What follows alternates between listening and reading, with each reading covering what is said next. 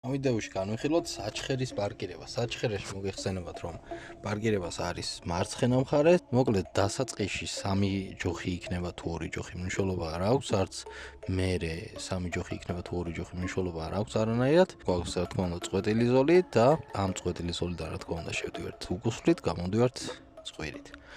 ამ წყვეტილი ზოლის გარდა, რაც კი უწყვეტი ზოლია, არც ერთის გადაკვეთა არ შეიძლება. გადაკვეთით თუ გადავკვეთეთ, გვაკლდება გარე უწყვეტ ზოლზე 10 ქულა, შიგნითა უწყვეტი ზოლის გადაკვეთაზე უკვე 15 ქულა.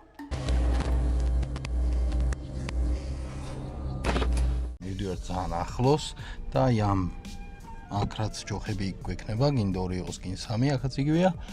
ამ ჯოხთან უნდა გავაჩეროთ უკანა საბურავი.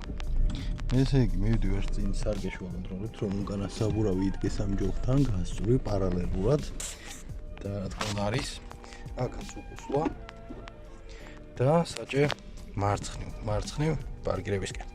მივდივართ უკან და უნდა გამოვაჩინოთ გამოცდაზე 3 ჯოხი.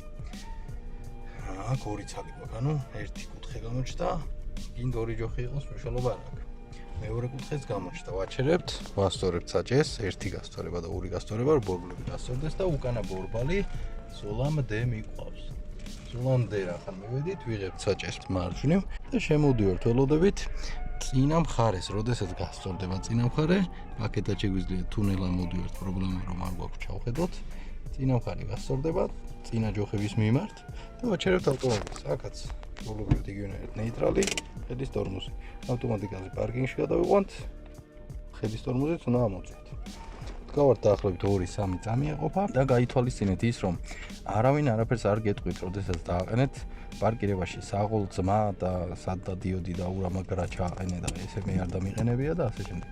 არაფრის თქმას არ დაელოდოთ და ჩვეულებრივად განაგრძეთ შემდეგი ელემენტის გაკეთება.